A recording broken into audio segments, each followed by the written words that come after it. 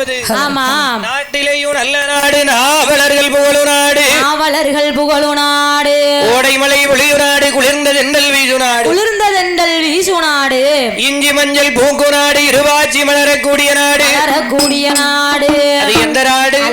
எந்த நாடையா? பட்டணமாம் அழகு இரணியாபுரி பட்டணமா.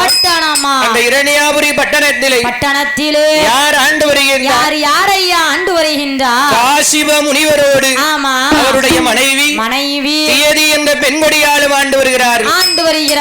ஆண்டு வரும் பொழுது ஆண்டவன் பகவானுடைய அருளாலே அழகு மங்கையர்கள் மன்னவரும் தேவியுமாக மனமகிழ்ந்து ஆண்டு வருகிறார்கள். கணவனும் மனைவியுமாக கனகமுடனே ஆண்டு வருகிறார்கள். அப்படி ஆண்டு வரும்போது ஆண்டவனுடைய அருளாலே 2 ஆண் குழந்தைகளை பெற்றெடுத்தார்.